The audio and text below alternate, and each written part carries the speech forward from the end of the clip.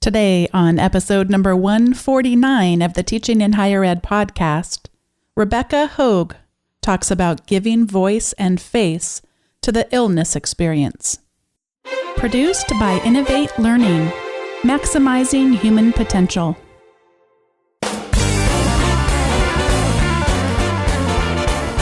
Welcome to this episode of Teaching in Higher Ed. I'm Bonnie Stahoviak, and this is the space where we explore the art and science of being more effective at facilitating learning. We also share ways to improve our personal productivity so we can have more peace in our lives and be even more present for our students.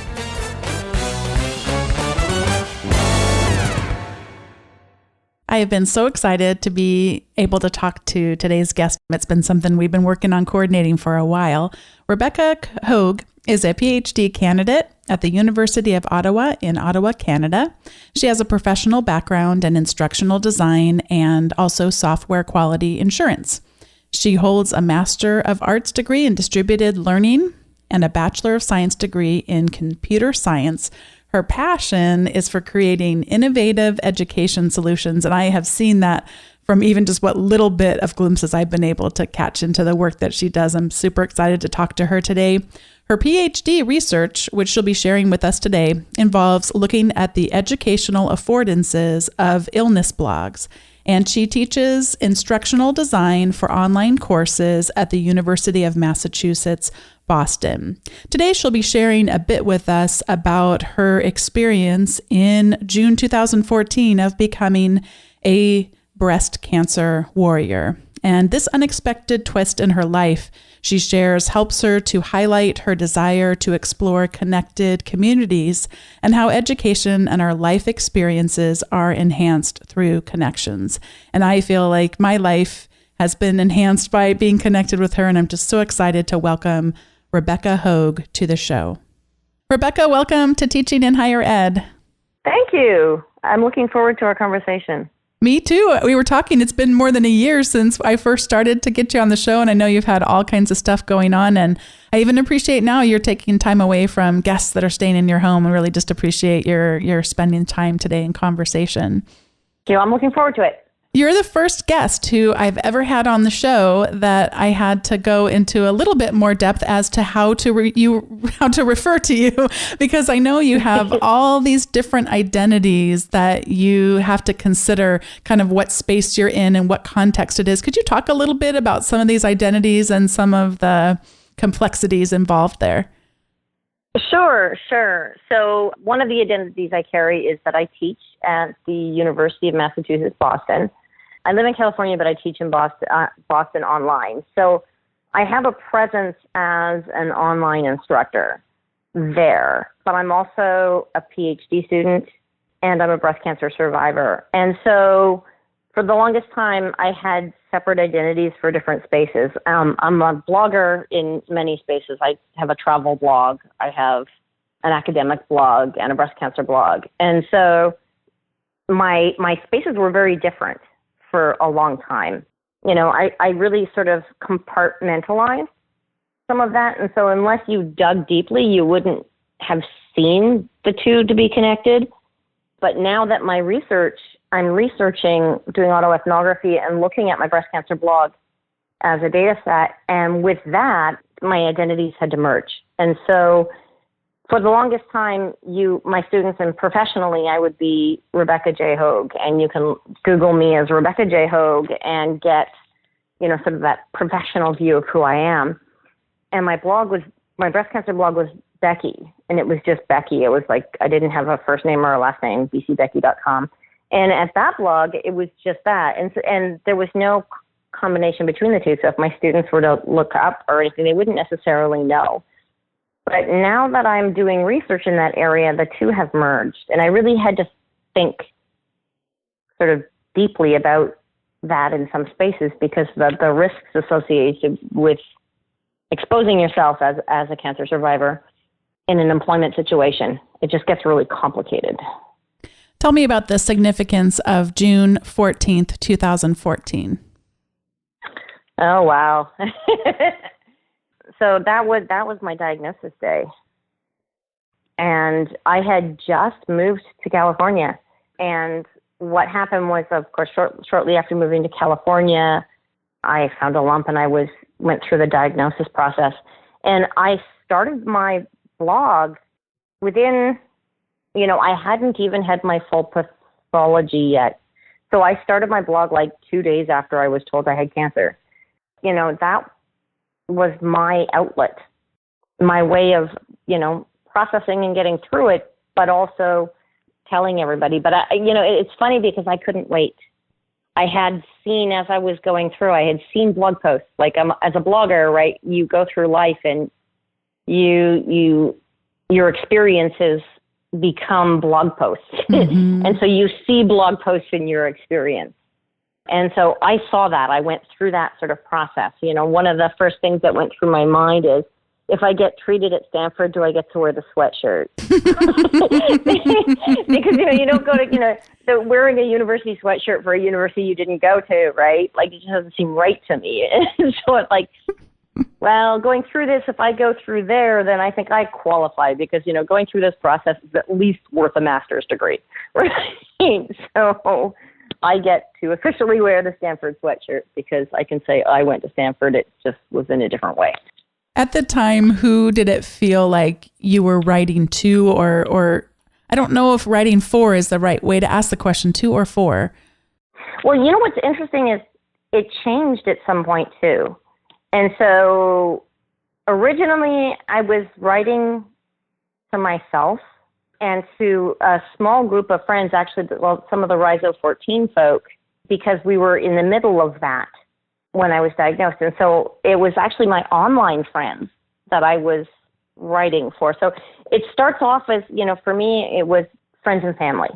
Because the other thing I couldn't do is I couldn't talk about it. Mm-hmm. At least for 2 weeks, I could not say the words. I couldn't talk about it. But because I had moved down here and my family is all up in Canada, being so far away, they needed to know what was going on, and I couldn't be on the phone all the time. I couldn't talk about it. Mm-hmm. And so it just gave me that outlet. But what was interesting and what I saw with my research is it didn't take very long before my audience changed, and it became fellow survivors, and it became an education tool for other people. So I was sharing my experience to help other people, and I had some very moving comments on my blog and emails from people that were not necessarily bloggers, but were reading my blog, saying things like, this really helped me process what I went through, or helped me understand what my sister went through, or help me talk to my doctors. So I got lots of that kind of feedback. And so my audience really did change. Friends and family were always there. And that was always there. That always became an issue too, because when you're writing about some of these things, and there's a lot of anxiety, there's a lot of negative feelings that happen, and you write about them, but you have to worry about your family reading them. Yeah. And knowing that they're going to read them. And so it's like, but on the other hand, I wanted to make sure that I was brutally honest, because I always had at the back of my mind that I might be doing research on this, right? This data set that is my blog is a useful research tool.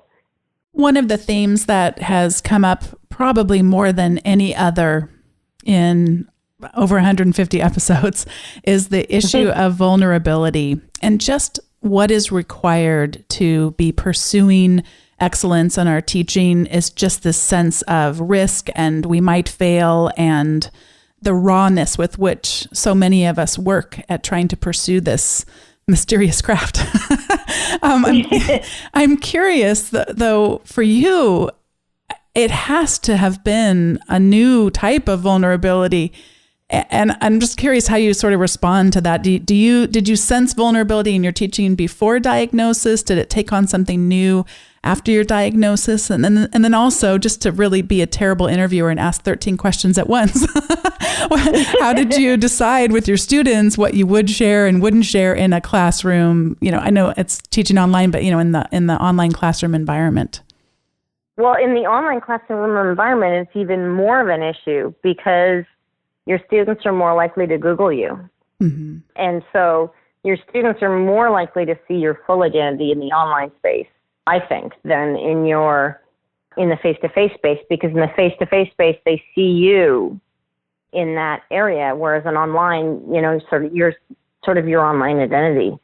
And I really had to think about it. And because I also offer a course on blogging, I very specifically have people, before they start blogging, thinking about how much they want to expose themselves. There was an article I read early on in my PhD that talked about academics and how some people are inherent share people and other people aren't. So some people, just by their nature, hold things in and keep that privacy thing. And some people are more public. And I've always been one of those more public people.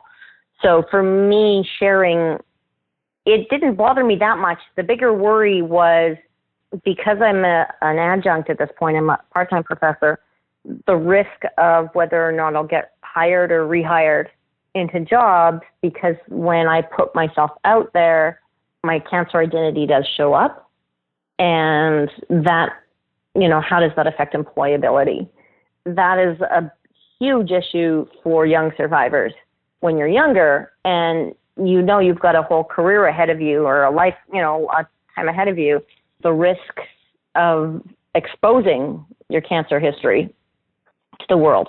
And it does cause an interesting thing in teaching, because I don't intentionally mention my cancer experiences when I teach, but it does come up. And sometimes it comes up because so one of the things I like to do in my classroom is I do synchronous sessions where I bring in guest speakers. And so when I do that, I'm reaching out to a lot of my online friends to come and visit my classroom and talk about it.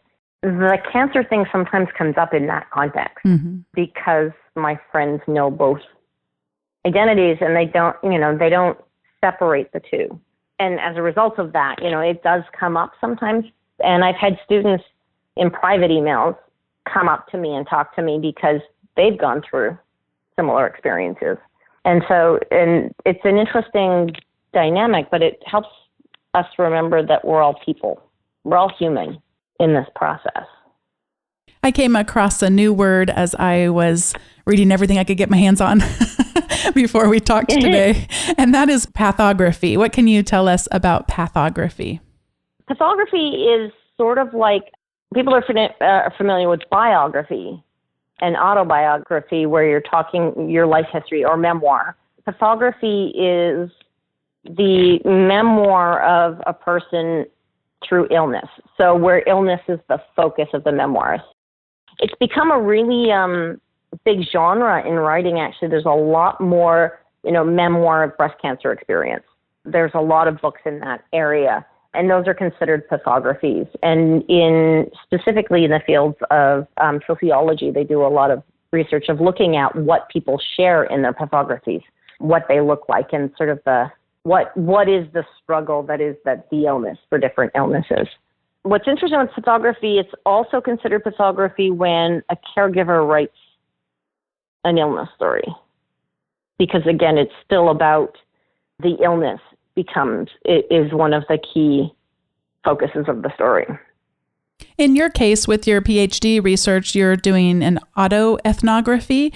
And would you share a little bit about your PhD and actually a little bit about how we could learn more about your research if we wanted to?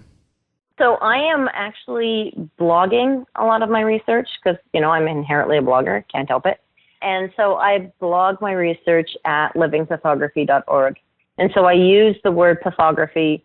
I think of blogs as a living pathography in that most pathographies that are studied, well, actually when people study pathography, they're studying books that have been published, right? So they're very post-processed issues. So people, when they write their pathographies, they go back and do what I'm doing with my autoethnography, and that's the re-experiencing of things and pulling things out from a retrospective, right? Because you have the benefit of hindsight when you're writing at this point. But the blog itself, you don't have that benefit of hindsight when you look at a blog, right? A blog is the raw data as it happens. And so I think of it more of a living thing. And so in studying blogs, I'm looking at studying sort of the living experience as it's being experienced rather than the retrospective experience. And so that's where sort of where the name living pathography came from. So a lot of our talk on the episodes around cultural competence have brought up examples of microaggressions, and we've had people of color sharing about ones that have been inflicted upon them. And then also we recently had Stephen Brookfield share about his experiences as a white man where he had found himself reflecting back and realizing he had inflicted a microaggression on his students. And I'm curious, is there such a thing in your mind as microaggressions that those of us who are less educated about cancer survivors, that we inflict on people without realizing it? Do you think that is that the right use of this word in this context? Oh, there's a lot. Identity is actually such a huge aspect of it. Even the term survivor is a loaded word for a lot of people. If you have metastatic disease, you're not considered a survivor, right? Because you're going to die from cancer, and you don't, so you don't get to carry that identity. Like it just seems very weird. And then there's like, when do you get to call yourself a survivor? It's sort of like from the last day the cancer comes out, or the day, like it's sort of when you take on these different identities becomes a huge issue. Well, it's a self-reflection in a lot of ways. And I use the term survivor for myself, not because it means anything to me, but because it means something to other people. It's the easiest way for me to explain it. And I know other people that don't. They call themselves warriors. There's your battle metaphor again. Can we go back to that for a second? Because I did read a little bit about that, but I can't even trace back to where it was. But just this critique saying cancer is not a battle. Tell us more about that, because I think that's probably misunderstood by most of us. It is, and part of it is because it puts a winning and losing mentality. Right, you win a battle or you lose a battle, but it isn't. But that isn't even a good. It isn't a good metaphor for what it is, because you actually live with cancer once you've been diagnosed for the rest of your life. Right, it's not something that generally goes away. At least with breast cancer in particular, it's not a disease that you ever stop living with once you've had it. But the battle metaphor puts something on the victim, like it makes the patient, it sounds like they did something wrong, right? They lost their battle because they didn't try hard enough. Or, it's that guilt that happens. The positive attitude one is another one that comes up a lot, right? So people are always like, oh, but if you put on a brave face, you'll do, if you just have a positive attitude, you'll do better. And that just puts it back onto the patient again. You're back into the making the patient behave a particular way so that the healthy person feels better about it. I was thinking about, I think I saw greeting cards that were written by a cancer survivor, and now I'm going to be sensitive to the use of that word, but that were really humorous, as if the people that actually made greeting cards knew what it was like to have cancer, this is what they would actually make for those greeting cards. And I'll have to see if there's actually a book. She actually wrote a book. Kelsey Crow, and it's a really good book, and there's no good card for this is the key title. It's a really just recently launched the book, and I went to her book reading in Mountain View, and she's such a powerful person and an amazing speaker. She's a breast cancer survivor herself, but she does she talks about how do you talk to somebody with a critical illness. And, cancer in particular, because a lot of people just don't know how to talk to people, they're afraid to talk to people, or they stumble over what they say. And in many cases, I'd rather you stumble with a good meaning than not try at all. But she actually gives a lot of really good advice on things like how you can help somebody when they're going through things. Because that's another area where people sort of put it on the survivor. It's sort of like, I want to help you, tell me how I can help you. And I'm all like, but now I have to think about how you can help me.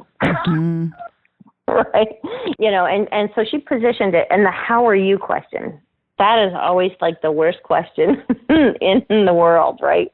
Especially because you don't know what people are asking when they ask, how are you? Well, and that's such a societal thing of, how are you? Oh, I'm fine. How are you? And it's just, sometimes you can have that exchange without even having asked the person how they are, but they're just so used to that being the first greeting. And often it's like, I can't even say it because it's like, how are you? Except that I'm not well, right? Mm-hmm. And so it becomes a really hard thing. And actually her advice was really brilliant. And she just said, she, put context to it. How are you today? Is suddenly something that you can answer. Well, today I'm feeling pretty good, right? Or today I'm not doing so well. But just a how are you is just such a big loaded question. And I just think it's brilliant. Like she's created this book, and it's an easy read. It's not a difficult book to read, or it's not, but it's got so many good bits of advice for how to handle it. But they also have some great greeting cards. Rebecca, in what ways were you able to find humor in your experiences? And just one of the examples I have of many was just the post that you wrote about what boobs to wear today. And it's kind of funny because that was actually one of the very first posts I wrote very early on, and in part because what when you're going through it, humor is a release, and you use that, and as a blogger, of course, then I want to share that. And so I had watched at one point a TED Talk from this woman whose name I can't remember, who had artificial legs. And she had different legs for different things. So she could wear, she could change her height based upon which leg she was wearing. So if she wanted to wear a dress, she might wear one pair of legs. And, just fascinating, that sort of, and I had taken that. Of course, I'm somebody who likes to, I take things from my different identities and merge them together. And so I often see things when I'm looking at healthcare related things, I see things from education and how they can come together. And so for that one, I just sort of came to the idea of, I was facing a double mastectomy because I had cancer on both breasts, and going through that process of, oh my God, what am I going to do? But one of the humor parts of it, I thought it's like, I could, have different boobs for different days. And, just how would people react if one day I come out and I'm this double D cup or whatever, and the next day I'm an A cup, right? Please imagine the idea of having different boobs, based upon your outfit, but also for different circumstances. I just thought that was completely absurd. And so I wrote about that in the Bayes Anthology in a little short story called Window Shopping. But it's humor in the moment that gets you through it, right?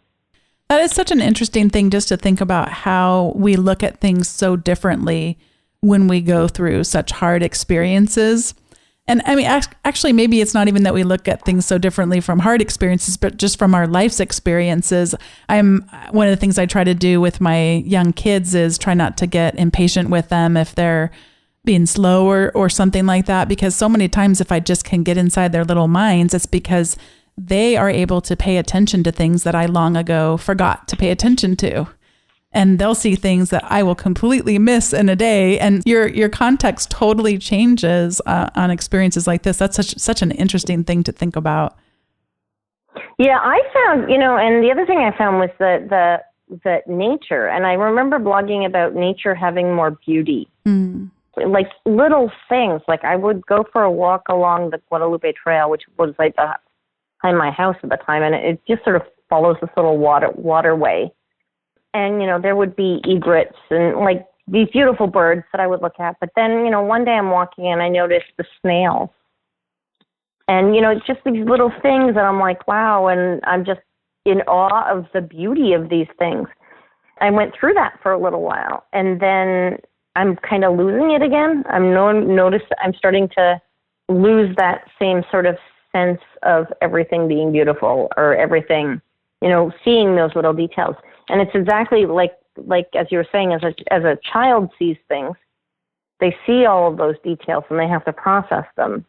And when I was going through treatment, it was the same sort of, the world slows down and you start to see the little things in a different way. Well, it has been great hearing a little bit about your stories, but I'm also going to encourage that people go check out all the links we're going to have in the show notes, which are going to be at teachinginhighered.com/149. And this is the point where we get to share some recommendations. And today I'm actually handing over my recommendations duties to Adam Kroom, who's going to tell us a little bit about an upcoming conference he wants to share. Hey, Teaching in Higher Ed listeners, this is Adam Kroom, Director of Digital Learning at the University of Oklahoma, where I play a lead role in the domain of one's own initiative, OU Create. I've got an opportunity for you that Bonnie has so kindly let me pass along. If you follow open education within education technology, you've likely came across the domain of one's own initiative, which started at the University of Mary Washington and affords each faculty, staff, and student their own web domain to build a digital identity on the open web. No, this isn't your tilde spaces of yesteryear. Domains offer technologies that allow students to install popular applications like Drupal, WordPress, and Omeka, create their own subdomains, and even host their own email. What's even better is that because the domains are registered in their name, they fully own the content and can take it with them beyond their tenure at their respective institution, unlike the learning management systems that most of our institutions have adopted. And this thing is blown up. Domain initiatives have taken the world by storm, with more than 40 institutions now offering domains. Okay, so here's where you come in. In June, specifically June 5th and 6th, the University of Oklahoma, along with Reclaim Hosting, is hosting the first annual Domains Conference, which is dedicated to exploring domains and other open web technologies in the classroom. And we would love for you to come join us in Oklahoma City. Join a community of folks like Jim Groom, Alan Levine, Martha Burtis, Jesse Stommel, John Udell, Laura Tobe, and many others who will be leading sessions. If you're passionate about student ownership, ed tech, the open web, digital literacy, open pedagogy, this is the conference for you. Learn more about how you can begin your indie approach to EdTech today. Register at domains.reclaimhosting.com. That's domains.reclaimhosting.com. I hope to see you on June 5th in Oklahoma City, Oklahoma. Oh, that sounds like such a great conference, Adam. Thank you for sharing it with us. And I'm going to pass it over now to Rebecca. What do you have to recommend? You know what? I want to recommend a couple things. I want to recommend a book written by Kelsey Crowe and Emily McDowell called There's No Good Card for This: What to Say and Do When Life is Scary, Awful, and Unfair to People You Love. It's a really great book to help people, sort of reach out and talk to people when they're going through things like cancer. And it's an easy read. So it's not hard to read, but it has some really, really great advice in it. And so I'd highly recommend that. The other thing I want to recommend, they're called empathy cards, and you can see them at emilymcdowell.com. And she writes these really, really great cards that are, they sort of say what's really hard to say in a really, really nice way. There's one that just is, there's no good card for this. But it makes it easy, and I shouldn't say makes it easy. It makes it easier to reach out. Like, I'm so sorry you're sick. This sucks, right? kind of thing. But they're nice. They're great cards. And I would definitely recommend taking a look at both of them and the book. One says, I promise never to refer to your illness as a, quote, journey, unless someone takes you on a cruise. Yes. You're not a burden. You're human. Yeah, they're so beautiful. If you're trying to reach out to somebody and you want to say something, but you don't know how to say it, it's a great resource to figure that out.